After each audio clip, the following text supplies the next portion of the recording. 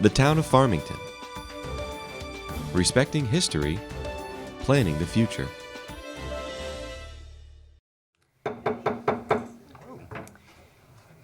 I'd like to welcome you all to the Town Council meeting and ask you to join us to say the Pledge of Allegiance. I pledge allegiance to the flag of the United States of America and to the republic for which it stands, one nation, under God, indivisible, with liberty and justice for all.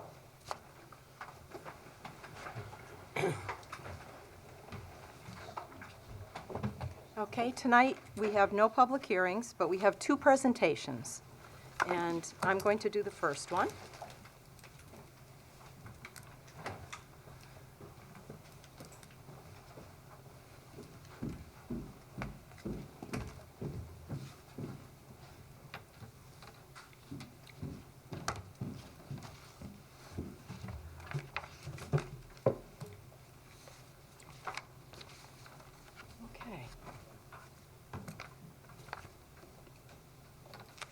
I'd like to ask Gabriel to come up, please.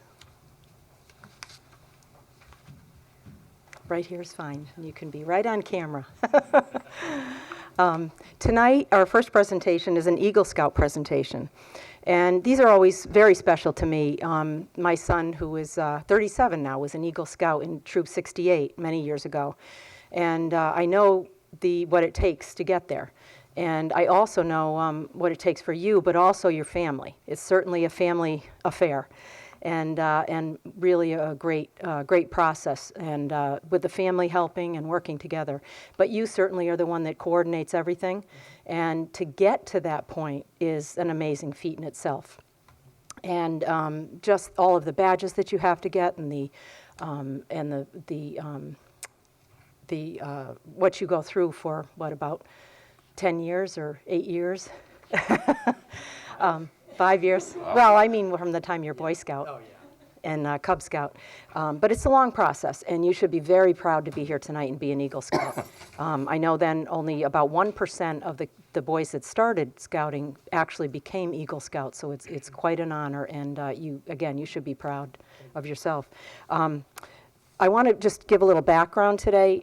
In October of 2015, Gabe, with the help of many volunteers, completed his Eagle project. His project was to replace the handicapped accessible bird blind at Sessions Woods in Burlington, Connecticut. The bird blind was a structure in a serious state of repair. Vandals had left their marks. The roof had been destroyed by weather or vandals. The door had been ripped off at the hinges and had to be nailed open for safety. The railings and walls were disintegrating and seemed to have stood the test of time. Gabe took one look at it and knew it would be a great project. With the guidance of Mr. Peter Picone of Session Woods, Gabe developed a plan to replace the structure. The wood was cut and prepared right from Sessions Woods land in Burlington and was the only wood used for the project. Materials donated included nails, saw blades, and drill bits from Lowe's in Plainville and Home Depot in Bristol. Stain, brushes, rollers, and all other finishing supplies were donated by Sherwin-Williams in Bristol. Snacks, lunches, and drinks were provided by Tristan Pelletier. The project completed in 2 weekends and was a great success, thanks to all who helped Gabe get the job done. And that's part of the project as well, of you coordinating all the materials and the providing the snacks and lunches for everyone. And I know that's part of it as well. And I just have a little information about what a bird blind is, in case anyone's interested, doesn't know what they are. It was to rebuild a bird blind. A bird blind is a shelter that is used to observe wildlife, especially birds, at close quarters. Although blinds were once built chiefly as hunting aids, they're now commonly found in parks and wetlands for the use of bird watchers, ornithologists, and other observers who do not want to disturb wildlife as it is being observed. A typical bird hide resembles a garden shed, with small openings, shutters, or windows built into at least one side to enable observation.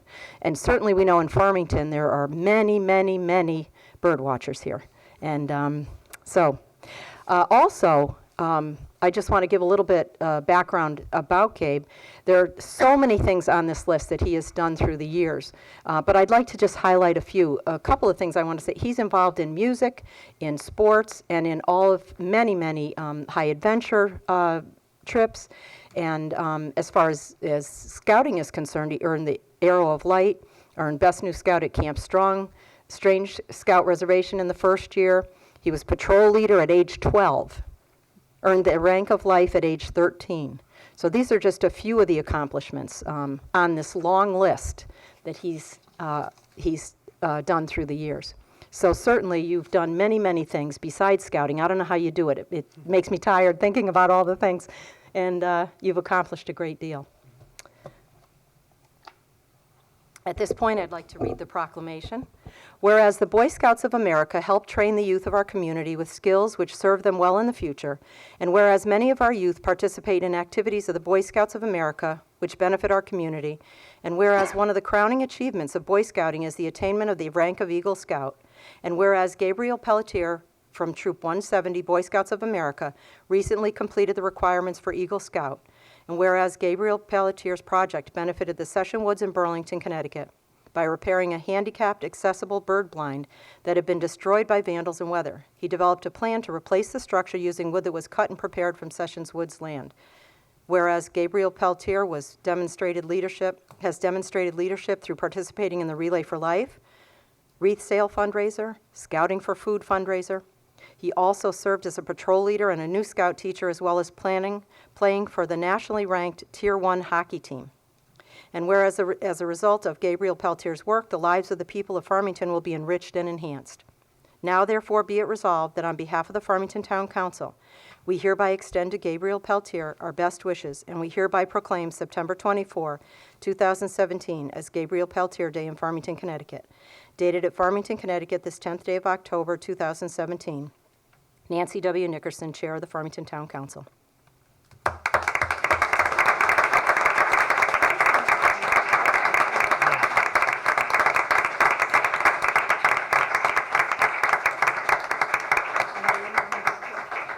That is a lot. Mom and Dad, you can have a round of applause.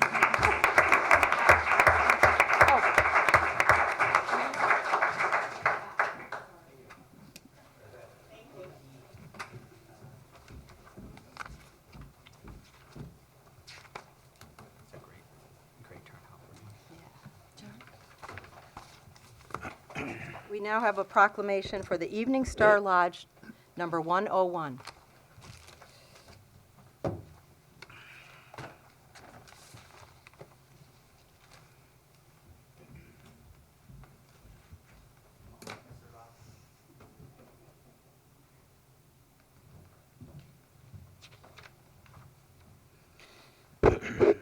So Matt Ross is here tonight, not as Director of Information Technology for Farmington Public Schools, but he is here as Senior Warden from Evening Star Lodge 101. Are you an Eagle Scout as well? I am. I thought Oh. so. So we have a fellow Eagle Scout in here as well. Now, it's notable that you are an Eagle Scout, and to the Boy Scouts here in the room, a lot of your ritual and your tradition actually can be rooted back to Freemasonry, which has been around since about the 1300s or so. Modern day Freemasonry started, I believe, 1 year after this town was founded in 1646. So, but a lot of your traditions and rituals do come from Freemasonry. So I had the privilege and honor last night of attending the Evening Star Lodge 101 150th anniversary celebration dinner at the Farmington Club. It's great turnout. We had Freemasons from all over Connecticut came. Just a wonderful, wonderful evening. And we gave a couple 50-year member awards last night, which is always a special thing. And a lot of good food. And if anybody knows anything about Freemasons, they love their food. So it was a nice evening, a great time. So with that, I will read this proclamation in dedication of the 150th anniversary of Evening Star Lodge. And for the young man in the back room, we don't have as many whereases as, but we're close. No. So, whereas Evening Star Lodge number 101 was formed on June 12, 1866, and held its first meeting on February 18, 1867, and whereas Evening Star Lodge number 101 was officially chartered and dedicated on October 10, 1867, by 14 leading community members of Unionville and Farmington, Connecticut, And whereas Freemasonry is a charitable, benevolent, educational, and religious society that is devoted to the promotion of the welfare and happiness of mankind, and whereas Freemasonry seeks to improve the community through the improvement of strengthening of the character of individual man and impresses upon its members the principles of personal righteousness and personal responsibility. And whereas, as a result of Evening Star Lodge number 101's long history of work in our community, the lives of the people of Farmington and Unionville have been enriched and enhanced. Now, therefore, let it be resolved that the Town Council congratulates Evening Star Lodge number 101 for celebrating their 150th anniversary and thanks them for making a positive impact on the Farmington community. Dated this 9th day of October, 2017, at Farmington, Connecticut, Nancy W. Nickerson, Chair of Farmington Town Council. So, thank you. Congratulations to Evening Star Lodge 101. That you're a brother of the lodge as well. Yeah, and I am also a brother in the lodge, yes. Thank you. Yeah, you're welcome, Matt. Thank you. Congratulations.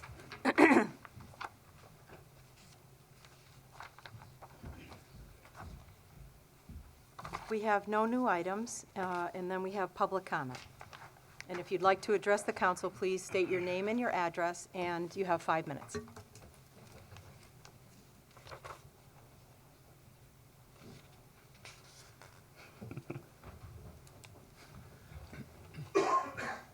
Thank you all for coming for the Eagle Scout. Yeah, congratulations. Congratulations, guys. Thank you, Town Council members. My name is Ryan Nowjaks. I live at 5 Trumbull Lane. Thank you all for your service to our town. As an informed, educated, and active citizen of Farmington, I'm very concerned with the unethical behavior that I've seen play out in the local political scene over the last 6 months. Since there's no independent ethics commission in our town, I am forced to come here and air my concerns in the hopes that you, as town leaders, will finally see fit to take real, discernible action to end this misbehavior. I personally was outraged in early June when a building committee member and a town council member violated the neutrality of the FHS referendum. I personally attended the town hall meeting to receive unbiased information about the high school project. What I found waiting for me at the door was biased propaganda placed by these individuals. These individuals were caught red-handed on video. I have heard nothing but mistruths and misleading denials from them about this incident. But sadly, I see nothing of any consequence was done. I was outraged prior to the Republican primary when I heard vile, racist, illegal radio ads supporting one group of candidates while trashing our town. This morning, I found myself outraged again when I learned more about these ads. It turns out a bipartisan group of town residents, United Farmington, had on their own done due diligence and thoroughly researched and released the name of the individual who financed these awful ads. I was not surprised to learn that this person was a large donor to the Responsible Farmington PAC. In addition to this being illegal, those ads told lies about our town. The fact they are out there is an embarrassment to us all. And still, I've yet to hear a single response from the involved parties, nor from this council. It is my impression, as a private citizen, that nothing is being done about this. I'm tired of nothing being done. I'm tired of being outraged by unethical behavior. I applaud you all for rewarding those in town who do the excellent works that they do. I would ask you also to hold those in town responsible for their unethical behavior on the opposite end of the spectrum. It is time for leadership. Our town deserves better. You are a town council. Please do not sit idly by and do nothing. Please hold these unethical individuals responsible for their actions. Thank you. Thank you. Other public, excuse me, other public comment. Okay, hearing none. Can I have a motion? Yes, Madam Chair. Motion to go into executive session to discuss matters concerning pending litigation. Second. I got to finish reading the proclamation. Yeah. To adjourn the meeting to executive session as permitted by Connecticut General Statutes Sections 1-225A for the following purposes as allowed by Section 1-200-6-B. That is, strategy and negotiations with respect to pending claims or pending litigation to which the public agency or a member thereof, because of his conduct as a member of such agency, is a party until such litigation or claim has been finally adjudicated or otherwise settled, to wit, a potential insurance claim. The attendants in executive session this evening will be town council members, town attorney, town manager, and the finance director. Second. At All what those in- time? 7? Oh, 7, 11, 15. or 12? 7:15. Okay, 7:15. okay. All those in favor say aye. Aye. Aye. Opposed? Abstentions? Okay, 35. okay. See how Uh, easy I am? Next on the agenda is reading of the minutes. 1. Madam Chair, September 19th, 2017, regular town council meeting. Second. Any corrections or changes? We're All those- approving it? Yes, we're approving it. Yes. Any corrections or changes? All in favor say aye. Aye. Opposed? Abstentions? September 26th. Madam Chair, September 26th, 2017, regular town council meeting minutes. Second. Any corrections, changes? All those in favor say aye. Aye. Opposed? Abstentions? Good. H, Kathy. No reading or of communications. Okay. Report of committees, the Yukon Health, we're going to have a meeting November 3rd at 12. Land acquisition. Nothing to report. Green efforts. Nothing to report. Joint Town of Farmington, nothing new. Bike advisory. Nothing to report. Gateway, Nothing to report. moving along. Report of the council chair. What I would talk about is the budget, but we're going to talk about that in a minute under Kathy's report, so we can all talk about it at that point. On to Board of Education liaison report. Yeah, thank you, Madam Chair. The only thing that I have to report is that the SBAC results came in, and they were well above average, above state average, and the results can be found on the Farmington Public Schools website. Good, thank you. Yeah, thank you. UVIA? Nothing? That's Meredith. Yeah. Nothing. TPZ? Nothing new to report. WPCA? It's Meredith. Yeah. Meredith. No, nothing new, Kathy. No, nothing new. Economic Development? Nothing. Human Relations? We met on the 27th, just a couple of little things. One, they wanted to remind everyone with snow coming, please shovel. These people, especially in the Unionville area, this is how they get to and from Unionville, and if the sidewalks aren't shoveled, people get stranded. There was also just a lot of concern in the room about the condition of the high school, and just a request that it be addressed again. A lot of these people go to town meetings in that auditorium, and they were just wanted to make sure it's on the forefront of town council in the future to pay attention. It doesn't go away. They were also really excited about Explore Farmington as of November 1. I brought it up, and everyone loved the idea. There was like a buzz in the room. Yeah, but just as I said, these are the people who are majorly impacted of that's not taking care of that space in the high school, and they wanted me to convey their desire for us to pay attention. Okay. Thank you.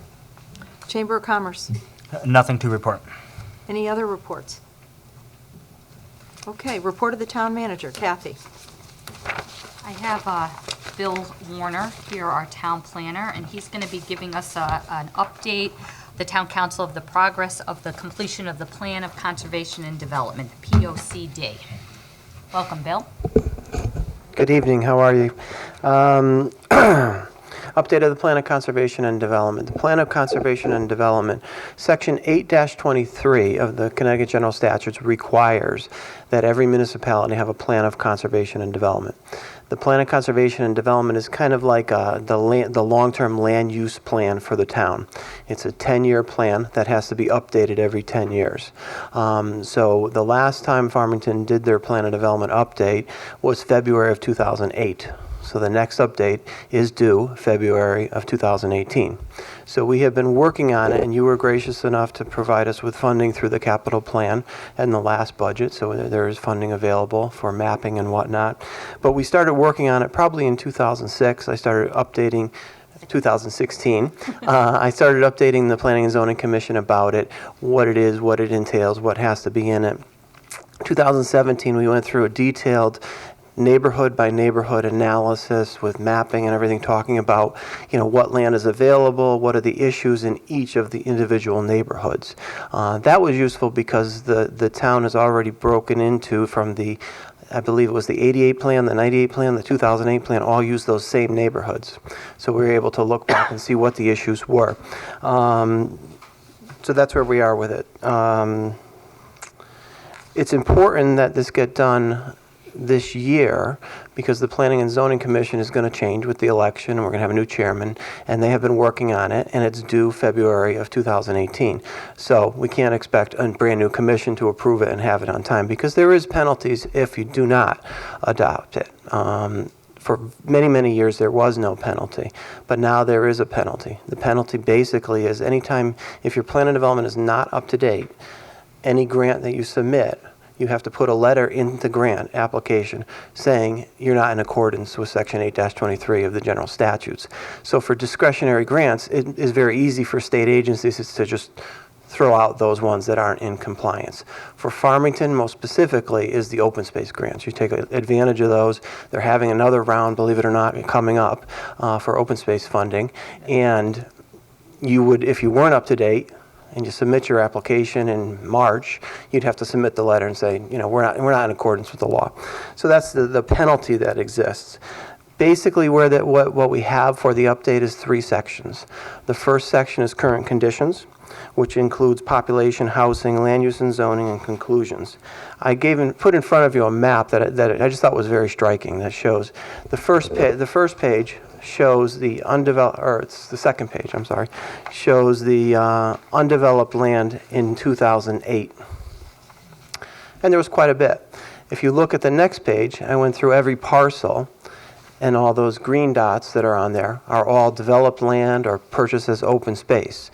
And what that concludes is that this town is almost completely built out. You're in the range of maybe a couple hundred acres that's not developed. That includes Tilcon property, that includes Dunning property that probably isn't going to change.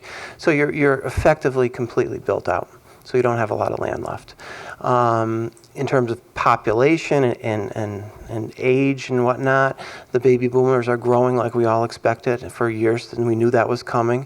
But in 10 years, the baby boomers will all be over 60 years old, and over 35% of this town will be over 65 years old, which is dramatic. So it's an aging population. We talk about the millennials and the other large age cohort that's coming up, what they're looking for, what baby boomers are looking for, go into a lot of discussion about that. So it basically dramatically older population and overbuilt. The town is not overbuilt, is completely built out. The second section is protecting natural resources. That section includes discussions on agriculture, natural drainage systems, groundwater, hillsides and ridgelines, Farmington River, inland wetlands, watercourses, flora and fauna. That is existing language that's in the current 2008 plan, and it's just been brought up to speed for anything that's happened from 2008 to 2017. Any new farmland protection strategies, aquifer protection regulations, and stuff like that. So that's just language that's being brought up to current. The third section, which is the most interesting section, is what we call area studies. So what we did is we took like that map that you saw, and we looked at all the neighborhoods and said what's left, what development is going to happen in the next 10 years. And what the conclusion was is we know that millennials and baby boomers are looking for higher density, more walkable places. So it's Farmington Center and Unionville are 2 of the area studies that we'll be doing. The next one is the area right over here where Midas is, all the way down to Bridgewater. On that side of the river, the old Connecticut sand and gravel, those properties. So taken together, that's over 100 acres of undeveloped land, with several thousand feet of frontage on the Farmington River, 1,000 feet of frontage on the Farmington River Canal Trail, a couple thousand feet of frontage on Route 4. Tremendous potential there that it's really been just kind of overlooked. When Connecticut Sand and Gravel was there and operating, it was a sand and gravel operation. But now that's shut down, and there's a lot of potential there. So that's another one that we're looking at. And when we look at these area studies, we look at it and say, okay, what's the current zoning? What's the current uses there? Are we prepared for what's going to come? For instance, that area, if you go from Midas easterly to Bridgewater, all those woods there. Those woods right now are zoned general commercial. So that's kind of strip plaza kind of zoning. And is that what we want there? And then if you look at where the actual Midas and the old factory building is, that's zoned industrial. So how do we get it together so we have the zoning that we want, so we're prepared for for when development happens, that it's ready for the development. So that's what we're doing with, for instance, that area. The final area study is the Yukon Health Center area. Been talking a lot with Metro Realty and other property owners out there and what the potential is for that area. And it's really very exciting when you listen to what Jeff Sager and Metro and all the development that they're doing and the way they look at it from a developer point of view. They look at it as, okay, right down the street is West Hartford Center and Blueback. Right on the other side of the highway is one of the most successful malls in the country. And then you have all this Jackson Lab and the hospital and all the medical offices going in. Tremendous potential there. So we talk about what could happen there. Is it zoned properly? For instance, that Yukon Health Center area has 9 different zones. All the way from 2-acre zoning right on Route 4 to commercial, to industrial, to professional office. It has 9 different zones. It doesn't give a good message of what we want for that area. So we have been talking about creating a zone for that area in and of itself. So that's another one that we're doing. So those will be the area studies. And then we're looking at connections. I think in the future, 10 years from now, it's connections and technology, I would say, is the thing that's really going to change a lot of things. When you look at technology and you look at Uber, for instance, how is Uber going to change things? I looked at Uber, I looked at my commute and how much I pay for car insurance and everything else, and it's almost cheaper for me to get an Uber every day to come to Farmington. Not yet, about $250 a month more to take an Uber to Farmington every day. But when you factor in the fact that someday, pretty soon, these Uber cars are going to be self-driving cars. And all of a sudden you have a person behind them. And one thing that was very interesting that I've been talking about a book with Jeff Sager about is this book. It's the second wave of infrastructure or something like that. And it says that digital technology is doubling every 18 months. So if you think of all the digital power they have in your phone right now, or Uber, or all these other things, Waze, it's going to double in 18 months, the power of it. And it's exponential, so every 18 months it's going to double. And then that gets you to start to think about, from a land use point of view for these areas, do we still need to require all this parking? How is it going to change things in 10 years?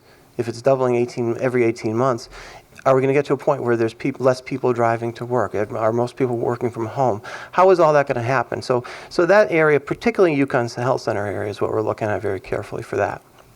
And also the live, work, play. People want 24-hour communities. We've looked at Aurora, Colorado. We looked at Science Park in New Haven, and what they're doing there is basically they're creating 24-hour communities, places where these researchers and scientists could also live, walk, socialize, all within that area. We don't have that now. If you listen to Rose Ponte, she talks about Jackson Lab and the people that work at Jackson Lab, all these educated scientists. Well, they can't find anywhere to live in Farmington. So they're living over in New Britain and they're commuting here, and it just isn't a desirable situation for them. They would love to be able to work, live, and socialize in that same area. So those are some of the things we're doing with Metro Realty for that area. So that's the update. I mean, this is really... The update is due every 10 years. You have to update the plan. The process is we have to file it in the town clerk's office. We have to send it to the regional agency. Those are done. So it is posted on the website if you want to look at anything in more detail. And we have to refer it to the town council. So this is basically what this is a reverse 8-24. In this case, it's the Planning and Zoning Commission that is approving it, and they are sending it to you for any comments that you have. It really, I think it's a pretty new requirement that the legislature put into it, and I think it was just the legislature trying to micromanage and say, okay, towns, the legislative body and the Planning and Zoning Commission should have better communication. So they're kind of forcing that by doing this.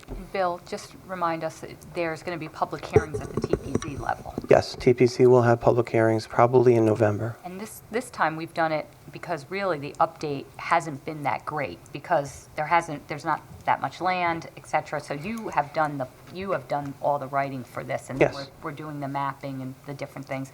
And the TPZ has been taking each one of these sections, section by section by section, and discussing, which I think, I give credit to you. I think we've never done it that way, I don't think, and it seems like a really good way to do it. Yeah, and they're very excited about it. I mean, they have taken a real interest in the process, in the planning process. I mean, if you look at and it's understandable because Farmington has always been kind of spoiled. So if you look at the 88 plan, the 98 plan, the 2008 plan, it's all very similar. The language is similar. It's all very similar. But if you read current conditions and our conclusions about aging population, built out, you really have to start to think, okay, what is it going to be like in 10 years? Last year, there were 31 homes built. This year, there were only 7 built. There's just less and less land. So we have some big projects that are going to help with your grand list. Certainly, developing the centers and Yukon Health, those are areas that are going to keep you in good stead for the next 10 years. But beyond that, it's really thinking about it. Well, and some redevelopment. Redevelopment, yeah. Yeah, it's not new development. And how do you mentioned, the exchange over, across the, how do we, can you just give me, like, how do you work with our TPC? What do they do to, not just one building, and that was our hope, like with the Gateway, it's a kind of a complex that we're looking for a feeling and what the needs are, but say with the exchange, for example, how does it actually work?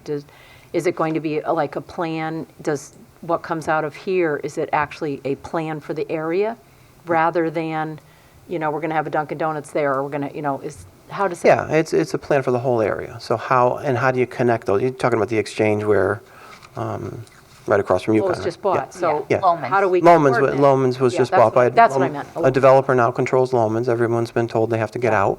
The whole thing is going to get redeveloped. So then we say, okay, well, how is that going to connect to the exchange? How do we make sure that when exchange comes along, the exchange is a huge, huge building. And it's kind of an office. It's there's potential there for redevelopment, I think, too. So how does that connect to that? How do we connect to Yukon, so to try and make it walkable? What do we allow at Lomans? Right now, Lomans is zoned BR, business restricted, which is pretty much just commercial. So retail. There couldn't be any retail. livable areas for people. There couldn't be any livable You couldn't areas right for now, people no. across the street. So do we need to look at zoning to allow maybe a mixed-use option so that it's 9 acres of land? So could we have a mixed-use option there, or a design district that West Hartford and New Haven use a lot, which gives the flexibility to do that kind of development there. So, there's tremendous potential there when you look at it. It seems like there has to be a lot of innovative thinking about future and about, I had the opportunity the other day, I was at an event and Jeff Sager happened to be there, so I talked with him for a bit. And I was just, the visioning and the beyond today is just amazing. The into the future and for Farmington and what we need and what we might do is amazing. Yeah, I'll tell you, once I heard that 18-month one, Yeah. and it takes a while to think about it, which when you really think about it, every 18 months, when you think about what you can do on your phone now, it's like, wow, that's amazing. And you think every 18 months it's going to double. And it's really unbelievable. You know whose law that's based on? Hmm? You know whose law that is based on? Moore's Law? No. Oh, okay. They talked about it in the book. It was a book by a couple MIT It's professors. interesting. Yeah. Yeah. There's a lot of potential. A lot of potential in Farmington. One of the things, Bill, if we go back a few years, and again, one of the things that we weren't using, I don't think, our plan of conservation and development as really a more practical document. And, I think between what we've been doing at the Yukon Health Center, changing the zones, what we did for the Gateway, you guys approved that went in the plan of conservation and development. And now these other areas, it's just kind of it's a planning document, but I think it's a more practical document that's leading us so that we don't have something go here, something go there without kind of a full view of it. And I like how you broke it out into these different areas and really focused on kind of a guideline. It's just a guideline. I think it seems great. Yeah, I mean, Unionville is another good one, because Unionville, in 2002, they did the workshops in Unionville, but that was a long time ago, 2002. So we talk about that we should do something else and look at Unionville again. For instance, they didn't look at the other side of the bridge. Oh. Should we look at that area? Should we look at, there was no real plan for like the the George's property and the firehouse. There was no real plan for that. It was pretty much centered around the Stop and Shop project. So we talk about, we should look at that as we did with Farmington Center, so we have current thoughts on that one. Farmington Center, Planning and Zoning felt very strongly that we can't forget about the village, obviously, so we're going to do Farmington Center, but we also talk about in the village, how do we deal with 10 years from now with these houses that have 12 and 15 bedrooms and two baby boomers that are living there and don't have any more kids? How do we deal with those? And they were interested in adaptive reuse options for, can you create a condoize some of these big ones to preserve them, really, because you need income to preserve these properties. But they went even further. They said, and look, from Tunxus Street all the way to CVS, the sidewalks are splotchy, and they walk there. They said CVS and Highland Market is a great connection, so we should connect all the way down. So that's in there, and a lot of different ideas. And I won't go into it because I could go for a long time about it's called the McCallum Building next to Midas. Oh, yeah. And the potential of that building Isn't that a brewery? is just amazing. Yeah, The so potential. That's what Bill wants for It's Not because of that, but it's a good. it's tremendous potential. I mean, and I talk about connecting along the waterfront, so preserving land for public access, because if you go under the railroad trestle, you get to the Little League fields, you can connect that all the way down into the flats and have a walking system on that side through the Connecticut Sand and Gravel property. So there's a lot of potential. And like I said, we just freed up the money to do the mapping so we have a consultant that's going to come up with the maps and everything, and it's really going to be a good update. Bill, just Questions, a quick- yeah. Just a quick question. First of all, it sounds extremely exciting, and I like your enthusiasm. You mentioned Gateway and Unionville, and there was a lot of public participation in both of those things. What type of public participation here will we have besides just public comment at the beginning? I understand that you have so much more knowledge than the common person, and no one knows what's going to happen 10 years from now, and even this 18-month thing, but you do still have a community. So what are you doing to sort of reach out to that community and get their take, or is there anything? Yeah, I mean, we're certainly not trying to reinvent the wheel with Farmington Center. We're pretty much bringing in the recommendations of the first study and the 3 workshops into the Farmington plan. Center, I think you already have. I'm talking more about, you spoke about along the river, you spoke about Yukon, those communities. Is there any reach out? Yeah, I mean, discussion, or- we're talking about, should we have some kind of meeting with all the property owners at Yukon? They are pretty much all commercial businesses. We're not rezoning anybody's property. We already did that with the area on South and the whole. There's definitely single family along Route 4, though. There's still somehow. I mean, I'm just saying, is there any reach out to the community on these? So we're going to talk to those business owners there. The other area studies, like I said, Unionville and Farmington Center. Over here, there's a couple houses, and then across the street is the apartments. But it'll be a public hearing. We'll talk to the commission about how they want to do outreach and get some people involved. Bill, could you comment on the area that is south of Route 6 from like Stanley over to 177? Is there available spots in there? Is that full? It's almost completely full. The old Connecticut Sand and Gravel property, Roger Tofflin's property, was about 56 acres, and FSA bought it. So they developed one soccer field, and they plan on developing it for soccer fields. So, that's not going to go away. So that's not going to get The industrial park developed. is full? There's one lot left. We do talk about in here under the land use section about, and the Planning and Zoning Commission understands what I'm saying. We have this 40% lot coverage requirement throughout town. And I'm saying, we keep it on Route 4. We want to keep a lower density feel along Route 4 and develop more density in the 2 centers. But in the industrial zone, when you look at it and you say, okay, you have 10 acres of land, you can use 4 acres. The rest has to be green. That's a little extreme in an industrial zone. So we've been talking about that, how to more efficiently use that land. For instance, on New Britain Avenue, as you're going down right before you get to 6, There's that office building with that huge field where they used to have ball fields there. They can't build another thing on all that land because of the lot coverage requirement. So it can accommodate a couple more buildings very comfortably, but, so we're looking at probably in that industrial area, how do you more efficiently use the land? Because there are pieces where you could just logically put another building and it wouldn't have any impact on anybody if you change that 40% lot coverage. Thanks. Sure. John? Thank you, Bill. Nice job on this report, or on this plan of conservation. My question is, how is TPZ involved with this plan of conservation and development? And I think it may go a little along the lines of what Amy was asking. Like, I know you drafted a good amount of this, and it sounds like you've got your hand on it. So what do you do? And do you bring it to TPZ, and they go over it, adjust it? Like, I guess I don't understand that part of it. Yeah. I guess it started in 2016. I said, look, we have to update our plan of conservation and development. This is what the law says. 8-23 is very, very thorough. It says this is what shall be in the plan. This is what may be in the plan. So we went through all that and said these are the things that could be in the plan. We went through the current plan and said this is what's in your current plan, because not unusual. Most towns do it every 10 years if they do it, and they put it on the shelf and they don't use it because it isn't regulatory. It isn't the law, it's just advisory. So you're so busy dealing with special permits and subdivisions and zoning regulations, you don't really use it. We have been trying to get them to use it more and more.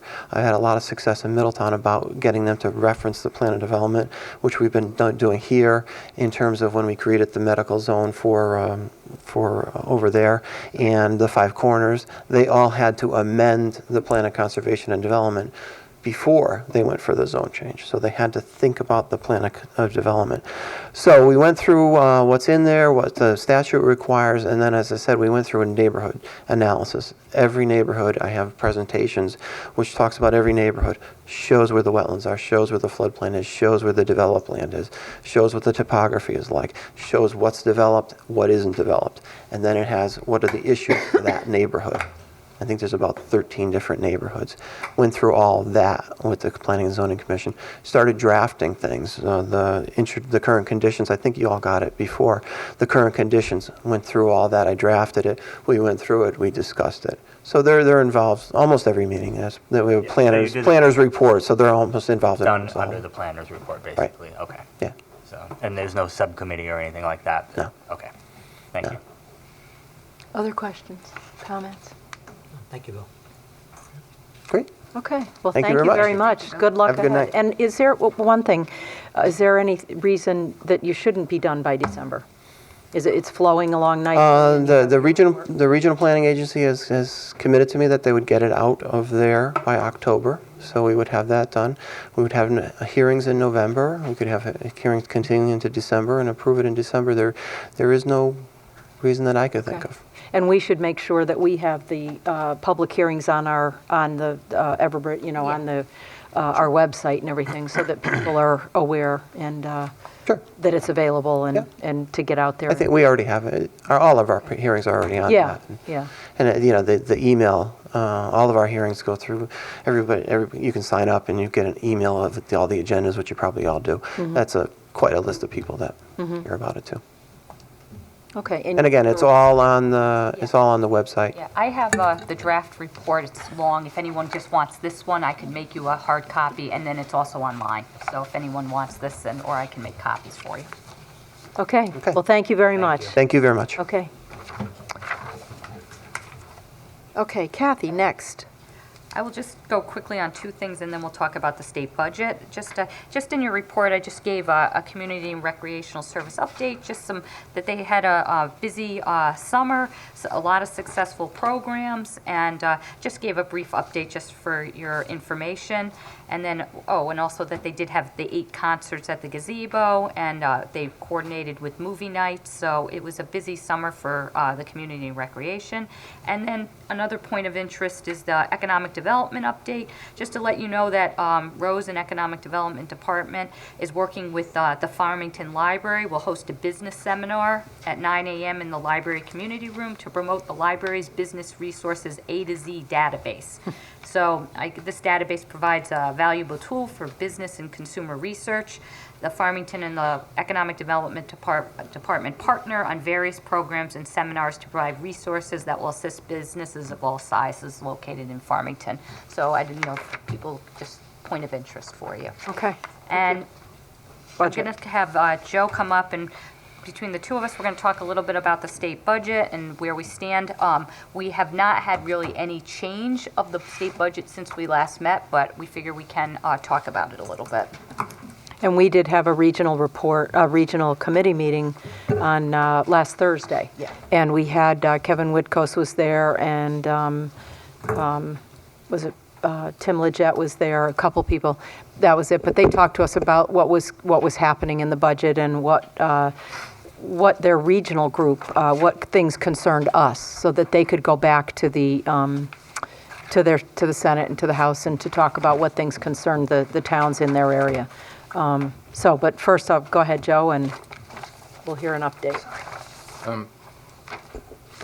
There's not really an update, unfortunately, at this point. Everybody's negotiating at the states, up in the state legislature. What I'm handing out, or what Kathy asked me just to show you what the impact is so far with our grants. So what you have in front of you is, this is the grant section of our adopted budget. This is what you adopted last year, or last May. And basically what I'm showing is the sections in yellow. This is a 3-month actual of our grant section. The sections that are in yellow, those grants would have been in by now. So because there isn't a state budget, they haven't paid the grants. We're under the governor's revised executive order. So right now we do not have a pilot payment for state-owned property, which we have budgeted at $2.5 million. We don't have a payment for the colleges and hospitals, which is $19,000. The revenue sharing for sales tax would have come in by now at $482,000, and 1/2 of the town aid road grant, which is $373,000, would be approximately $186,000, would have come in by September 30th. Those have not come in. So in red it indicates that right now that's about $3.2 million in grants we have not received. We're hopeful that we're going to receive some of this. You did reduce, based on our recommendation, you did reduce our grants for next year. We're hoping that that's where we get, that's where they hold the line. We won't know until they obviously adopt the budget and we see what the ramifications are of the budget. But right now, the shortfall, I don't want to say it's a shortfall because, again, we're hopeful we're going to get some of this money eventually. The impact right now to us is obviously cash flow. When you don't get $3 million and you're paying bills, you're still paying your bills. It's $3 million in cash that hasn't come in that you can't turn around and pay bills with. So we are dipping into our reserves for cash to pay our bills as we go along. We're in a good cash position. I'm not going to say it's gloom and doom. But again, we are $3 million away from where we would be normally at this time. Joe, a couple of things that I think is a point of interest for everyone is, one is that, as you know, I think, what is it, October 1st or whatever the governor's order came in, his thing was that we're getting no funding at all. So I think that the chances that we're going to get no funding is probably highly unlikely, that we're going to get no funding. But the more time that goes on, that's what the issue is, because we have to make up that money. And if you remember, we've stopped our $1 million in capital funding, so we have that in reserve. And the other thing is that, luckily for us in Farmington, unfortunately, fortunately in this case, is that we don't receive that much state funding in general. So we don't, especially in comparison to some of our like communities, we just don't receive as much. And we also did not budget any education funding in our budget already. So a lot of people have education funding and they're in a very serious situation. But as we've discussed before, that it's important that there's really going to be a lot of policy decisions that are going to have to take place. One is that if we don't get any funding, which we don't think is the case, but if we get significantly less than what we expected. And if that happens, what the problem is how much we can make up over the course of the year. We can't make up $3 million, but we can make up different amounts.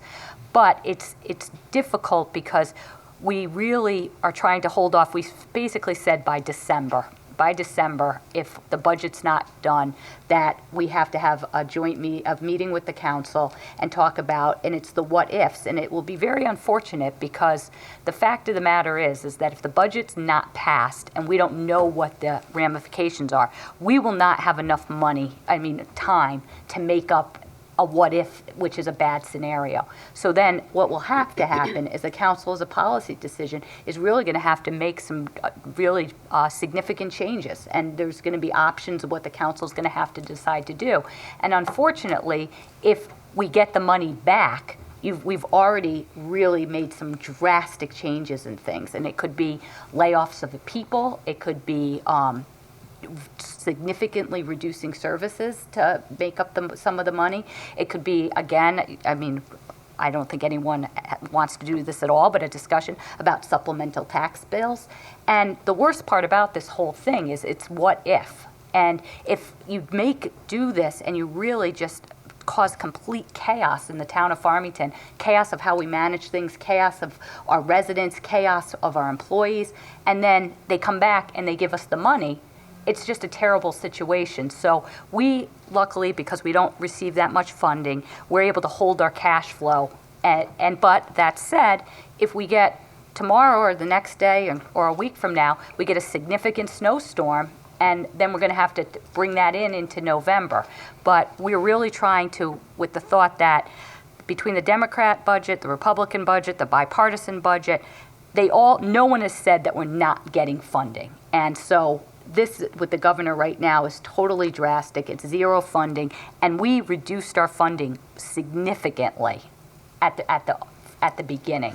So we're still hopeful that our number that's in the budget is going to be relatively close. But if it's not, it just depends on how far away it is from that number of what decisions you're going to have to make. So we're watching it closely. I implore anyone to talk to their legislative people, anything we can do. Nancy and I had meetings with all our groups. We've been hammering it home that just the chaos and the uncertainty is just really unacceptable. It's really unacceptable. And we've never seen this before, and it's really very, very disruptive. And we're on a spending freeze, but we still have to function. And so, we're still trying to make sure that we're functioning, but, there's capital projects that need to be done and various things, but we're holding off until we get more information.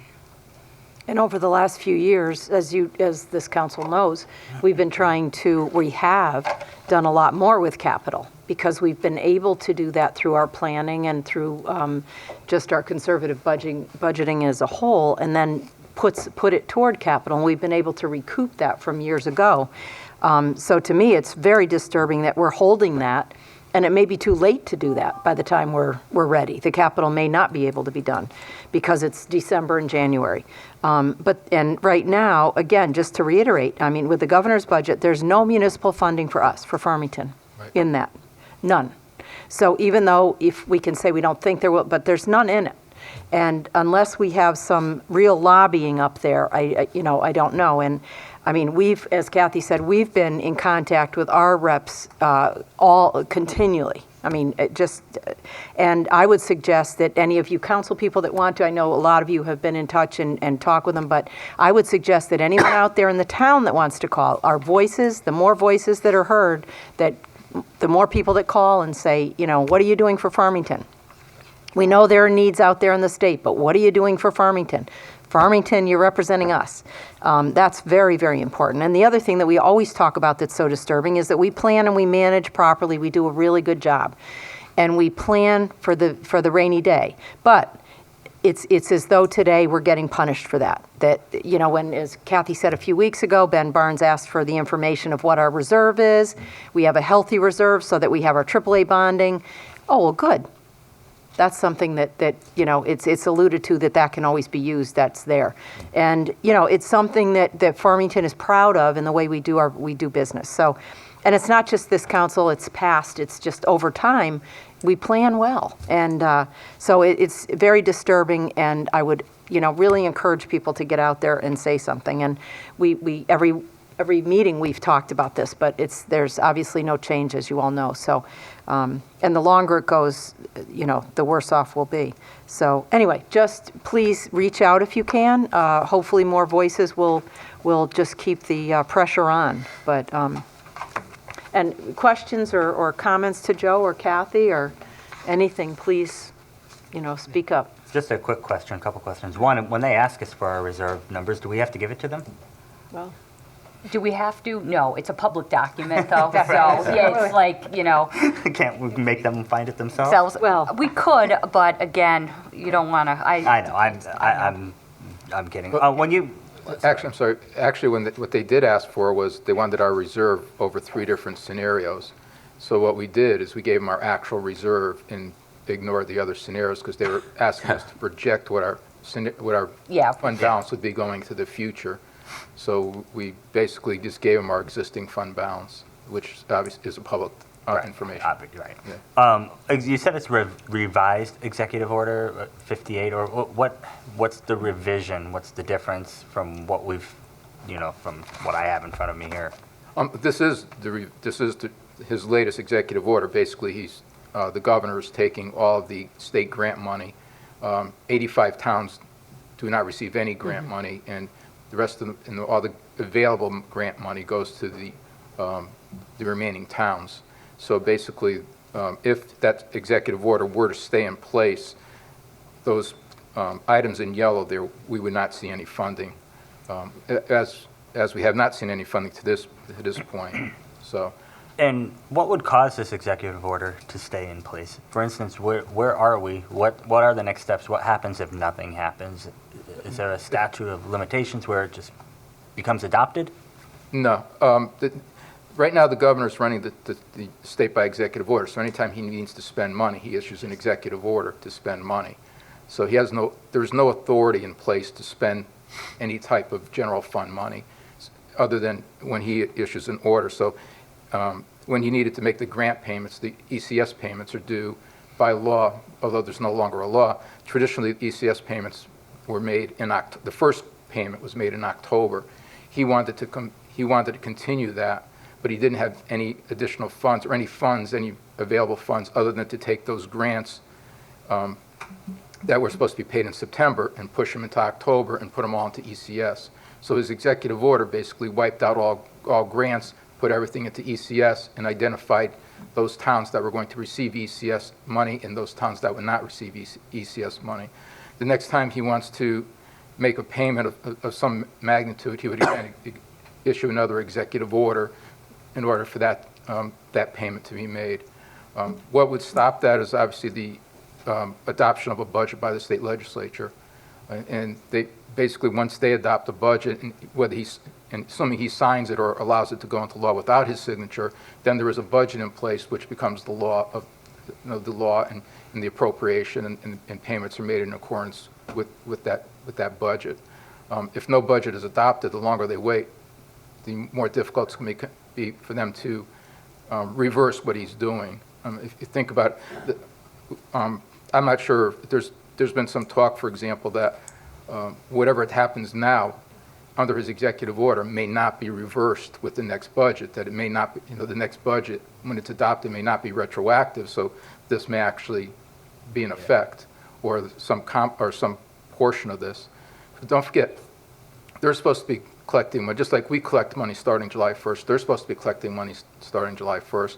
So everything they do, it's just going to be that much more difficult, excuse me, for them to do anything with the budget. It's like you're going to adopt a budget now and you're only going to have 9 months to do what you're supposed to do in 12 months on their end of it. And one of the other things, just John, I'll let you, but one of the other things we talked about at the regional meeting was can the governor actually do some of the things with the school funding?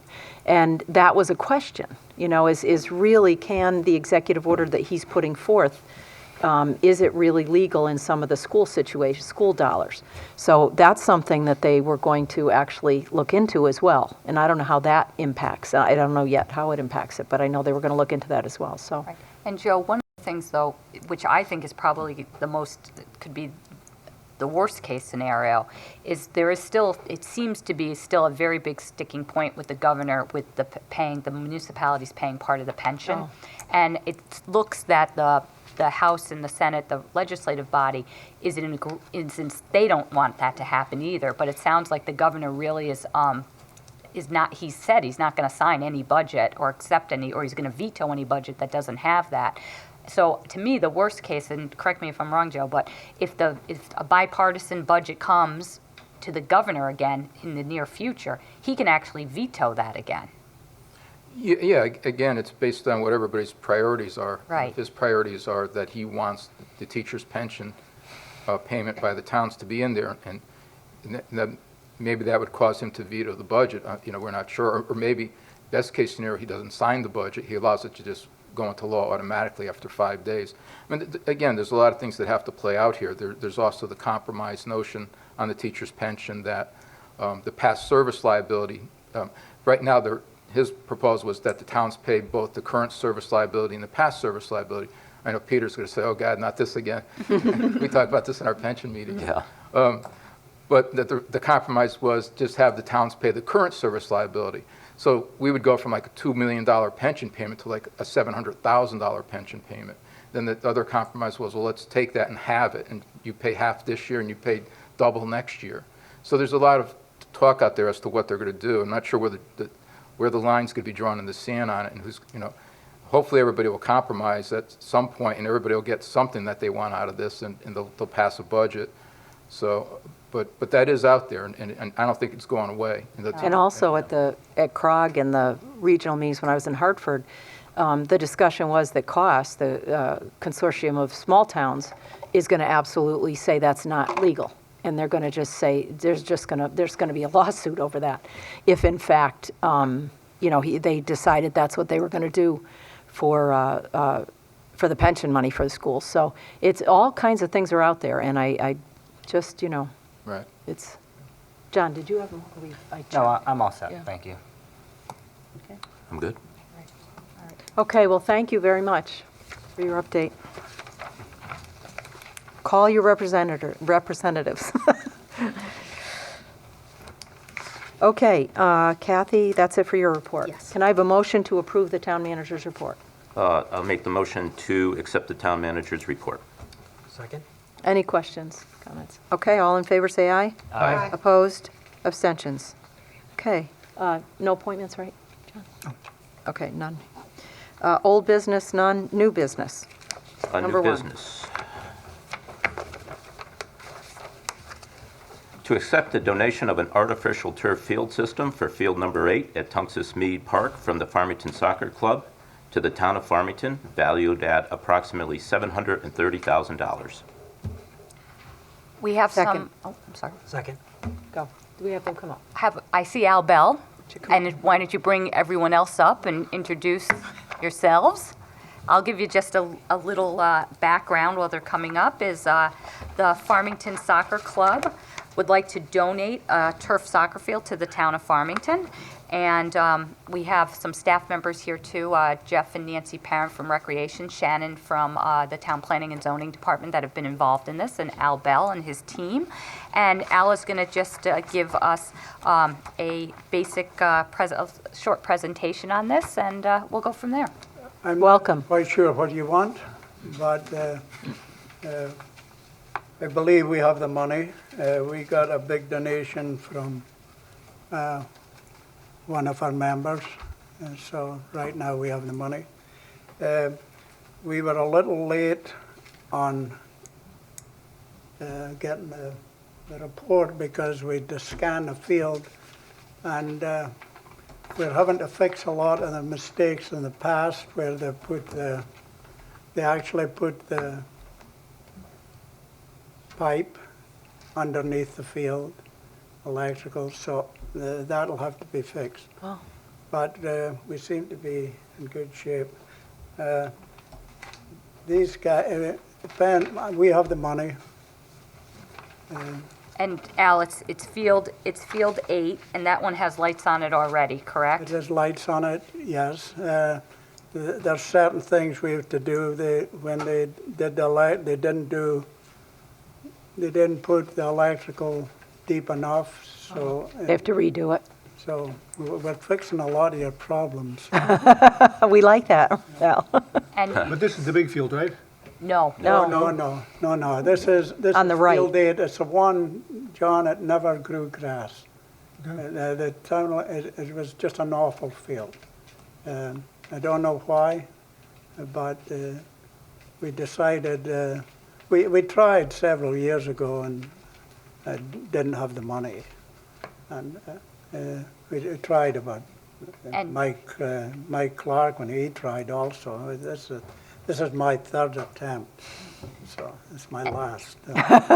and Al, you went through the Wetlands Commission, you went through the Town Planning and Zoning Commission, so you have all your approvals in place. And we've made, you said you have the money, and I've made it, Al and I spoke, and there's a letter in saying that he understands that they're responsible for the entire project, and that at this point in time, the town's not in a financial position to contribute to it, and Al has said that they are going to do it from soup to nuts, and that we're very grateful for. And they worked very hard with Shannon and in inland wetlands and got all their approvals, and they had to jump through quite a few hoops to do that, and because it's, with some of the floodplains down there and different things, but they did jump through a lot of hoops and to do it, to make sure that it would get approval from the inland wetlands. And what else was I going to say? Al, you're looking to start the project in a few weeks, is that correct? We're gonna start, and do you got that? You want it done? Why don't you introduce, He's engineer. yeah, introduce yourselves, too. I can hand you the trouble. We were held up because of this. Scam. Want me to pass them out for you? Pass them down, Mr. Bell. Yeah, good.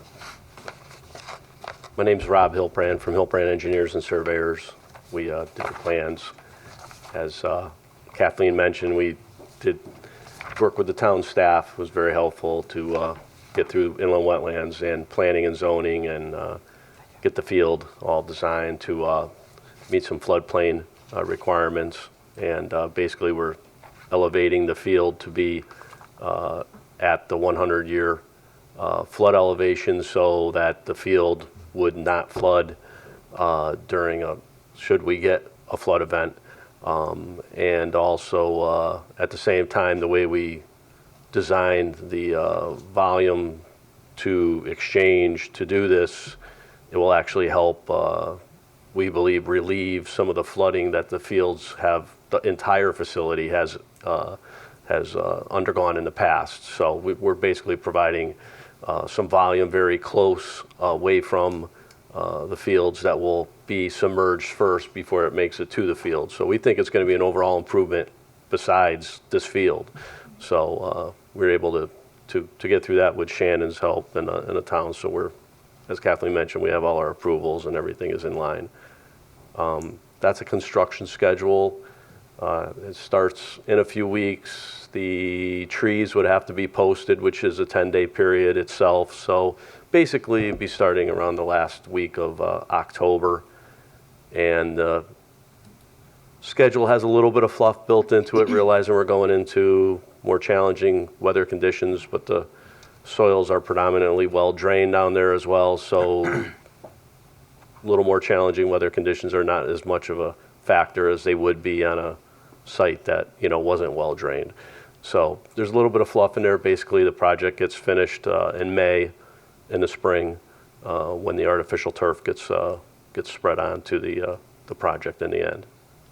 And one of the benefits, too, is that Al was saying that this field is impossible to maintain and up to the standards of Tungus Mead. It always, if you play down there, you know that this field is always in terrible shape. And so it's going to be actually much easier for the town staff to maintain it and keep it in the standards of the other fields. So that's also a very good benefit. And How's the maintenance for this different than what the other fields? Is there? well, this would be, you don't have to mow it. Right, no, but is there any special things that I know that. Okay, sorry. That's slow. Sorry. But is there any different, I know that I assume there has to be certain treatments There throughout. still is periodic maintenance. It's the same field that you Right. folks just put in at the at the high school over here.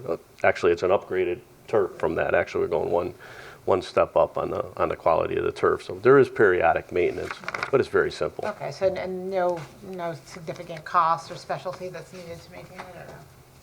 No. Nothing Pretty crazy. simple? So, Yeah.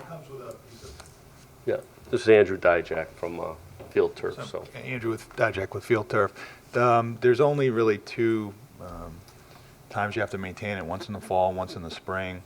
You'll never have a rain out, and included in the package comes with 2 pieces of maintenance equipment that can be dragged during the fall and in the spring. So additional maintenance is 0, and then there's no seeding, no watering, no chemicals, and no nothing on there at all. What's the typical life of it? Yeah, the warranty's for 8 years. It'll last anywhere between 10 and 12 years, and if you do maintain it, it could even last longer than that. We have fields in use 14, 15 years. Okay, cool. how long are Farmington Sports Arena now? They're like 6 or 7 years. 6 or 7, And they're yeah. in pretty good shape.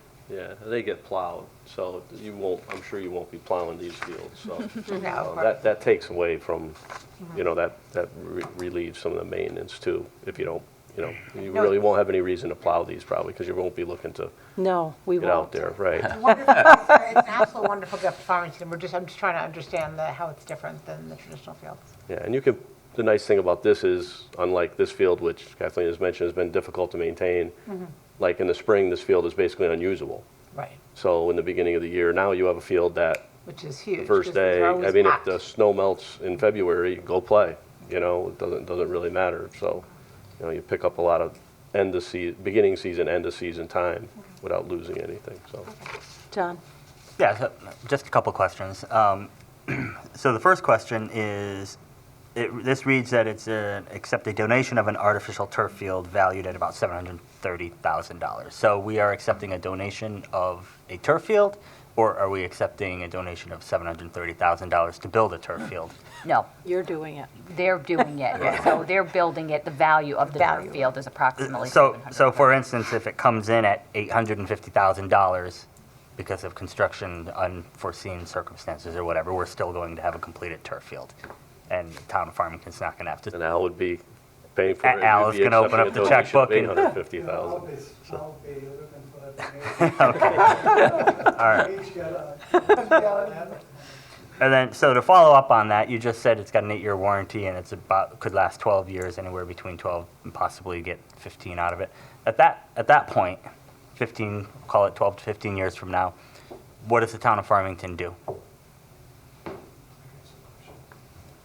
So right now, the $730,000 includes all of the soil removals, bringing in stone, bringing in drainage, applying a curb, and applying fencing. After the, call it 12-year point, what would happen is you can reuse the existing infill. So you take the infill out of the field, you basically roll the carpet up like you would in your house. You cut it and roll it and take it out, and then you bring new carpet in and reuse the infill. So the cost associated with that is nominal compared to the $730,000 cost. About what would that be? A couple $100,000. So $250,000. 200, probably, yeah, right around 200. And then you would be looking at that type of a cost, to call it every 12 years? Every 12 years. Okay. And you can also, there's different things with financing and municipal leases where you could take that $200,000 and amortize it over 12 years and pay it over that amount of time. Okay. And then, thank you for that information. You also mentioned that it's an upgraded turf from what's up there on Right. There's a lot of publicity about the causes of carcinogenic, rubber pellets and what it might be doing to soccer goalies. Can you speak to that at all? Happy to answer. Yeah, so I'll answer the story first and we can go backwards. The story was there was a quote-unquote cancer cluster in the state of Washington with soccer goalies. The state of Washington looked at that data and determined there was no link at all between being a soccer player or playing on turf and then cancer. The state of Connecticut has also come out twice and said that there's no link at all between crumb rubber and cancer. And then the upgraded field, and one of the reasons why we had to do this was because of wetlands. We're using a premier type of rubber that doesn't float, that doesn't splash, it doesn't get in kids' noses, ears, or eyes, and it's passed toy safety standard tests here and in Europe. So there's, from a safety standpoint, like a cancer standpoint, no link whatsoever, and there's been 4 or 5 state studies to kind of relay what I'm saying. The upgrade was a cost upgrade that Al chose to get it past wetlands. And it's the exact same field that the last 3 professional soccer teams have used turf, or actually 4 have used. There's Seattle, Atlanta, New England, and also Miami. And they've all chosen it's the exact same turf system. It's the best in town. Okay, thank you for You're welcome. information. Go ahead, Peter. Couple of questions. Let's just say this spring we have that 100-year storm or flood, however you categorize it. What would be the rebuild cost on this? $730,000, or you start where the most destruction is? What's your experience with one of these fields getting destroyed by a big weather event? So that's a good question. So part of the wetlands hearing, we kind of had to go through that. So what happens if there's 2 feet of water above and beyond that 100-year flood? So we presented 3 different case studies. One was at Texas Tech University, one was at Framingham State University, and one was at, I want to say it's either James Madison or Mary Washington. I think it's Mary Washington. All 3 fields had 2 feet plus of standing water on the field.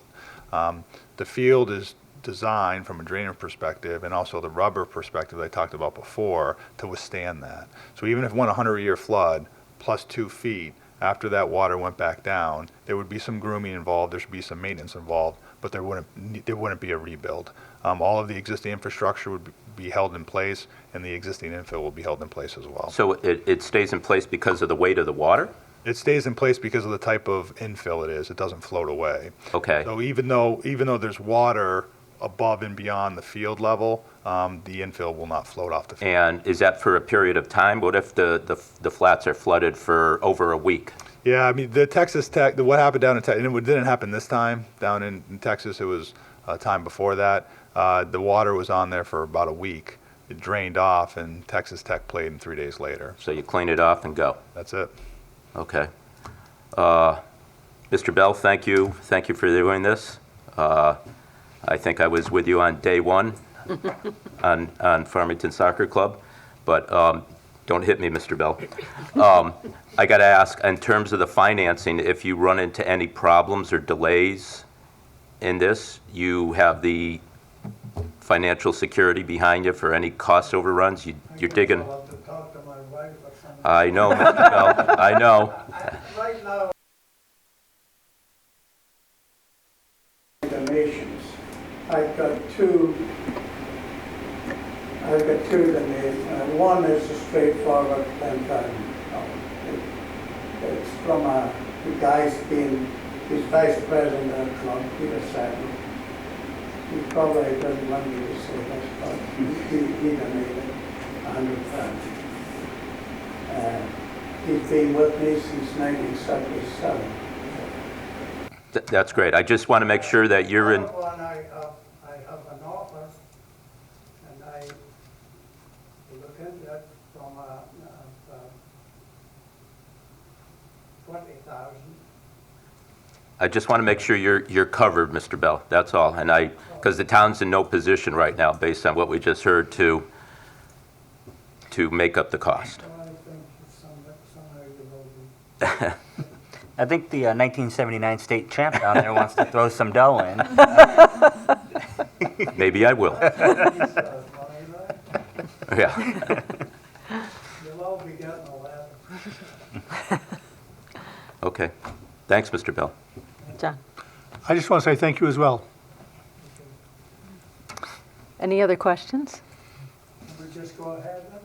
Then we're gonna vote right now, Mr. Bell. And I would echo the thank you for many years of your devotion down to that field, and many kids, mine are some of those kids, and it's gone through years and years and years of success. Thank you, that's right. So thank you. Okay, we have a motion on the floor. Any other questions? All those in favor say aye. Aye. Opposed? Abstentions. Okay, move forward. Thank you. Okay. Ready? Yes, go. Next motion, to accept a donation of $15,000 from the John G. Martin Foundation for the purchase of fire gear for the town of Farmington's career firefighters. Second. Kathy? This is a foundation that has donated to our firefighters in the past. Their most recent one was they put a donation to our burn building. This one is for our structural firefighters, and it would be used to purchase a second set of structural personal protective equipment, which consists of structural firefighting boots, pants, jackets, hoods, gloves, and helmet in accordance with the specifications found in the Town of Farmington Fire Department Directive 44. So this is, again, a great donation for us. It will help us out in the upcoming budget, and we're very grateful that they were able to donate to us. Yeah, good cause. Any questions? Okay, all those in favor say aye. Aye. Opposed? Abstentions? Okay, N3. To disband the high school building committee and thank them for their hard work. Second. Tonight, you see on your agenda a motion. There's a motion on the floor to disband the Farmington High School Building Committee. The committee has fulfilled their charge, and the time to publicly thank them for their long hours and dedication to the town of Farmington is long overdue. The committee was chaired by Bill Wadsworth and included Jean Barron, Justin Bernier, Johnny Carrier, Hillary Donald, Michelle Hamilton, and Dan Kleinman. The members that served on this committee were specifically chosen from a variety of professions and community involvement, not only in Farmington but in the state as well. Members had experience in the building and construction trades, experience in design and architecture, experience in law, experience in finance, experience and involvement in many other boards and committees and commissions and building committees over the years in the town. These experienced, dedicated, passionate people put the town first for much of 18 months. And during that time, more than 29 meetings were held, actually 60. There were a lot of committee meetings as well. There were 4 tours of the high school, newsletters, 5 newsletters put out, and many 18 outreach events in the community. So this committee was very involved for quite a bit, quite a long time, as was Kathy's staff. We're very fortunate in Farmington to have volunteers that were so dedicated to finding a solution to address the needs of the high school in the statement of needs that was provided for them. It's clear that the community did not support the plan put forth. As I'm out and about in town talking to citizens, I find a common theme about the high school. There are needs at the high school that should be addressed. It's critical moving forward that we must engage the community to find solutions. We should have public forums to hear many citizens' views and concerns. But we need to rethink the process together with the town council, the Board of Ed, and the citizens to address our infrastructure needs. We also need to meet with the Board of Ed to discuss any immediate needs. The Farmington High School Building Committee's work over the past 18 months will be of great value to the future of this process. On behalf of the citizens of Farmington, I'd like to thank each member of the committee for their dedication and their commitment to our town and the schools.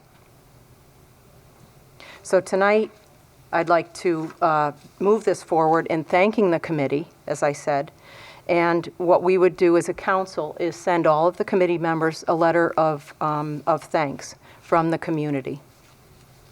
Comments? Questions? Well, all I'll say is I thank every single person on that committee for all the hard work, Kathy's staff, and the subs that we paid for to try and get this building rebuilt and renovated. So thank you for doing that, and hopefully the next council will pick up where we left off and get this thing off the ground again. And I think to Amy's point you mentioned earlier, Amy, people concerned about the high school, and the issues aren't going away. It's just how we deal with them and getting committees, the community input on how to deal with this and what to do in the school. So what to do next. Any questions? Okay, with that, we have the motion on the floor. All in favor, say aye. Aye. Opposed? Abstentions? Thank you. So we'll send out a letter on behalf of the council. And 4, to cancel the October 24th, 2017 Town Council meeting. Second. Any questions? All in favor, say aye. Aye. Aye. Opposed? Abstentions? 5, to approve the following property tax refunds as listed below. Second. Any questions? All in favor, say aye. Aye. Opposed? Abstentions? Okay, Motion, 2, Peter. yes. Yep. Hold on, make sure I got the right one. Acquisition. Okay. Executive session to discuss matters concerning collective bargaining. To adjourn the meeting to executive session as permitted by Connecticut General Statute, Section 1-225A, for the following purposes as allowed by Section 1-200-6, that is, discussion of any matter which would result in the disclosure of public records or the information contained therein described in subsection B of Section 1-210, and in parentheses 9, records, reports, and statements of strategy or negotiations with respect to collective bargaining. In attendance in this executive session will be members of the Town Council, the Town Manager, and the Assistant Town Manager. Second. All in favor, say aye. Aye. Opposed? Abstentions? Okay, thank you.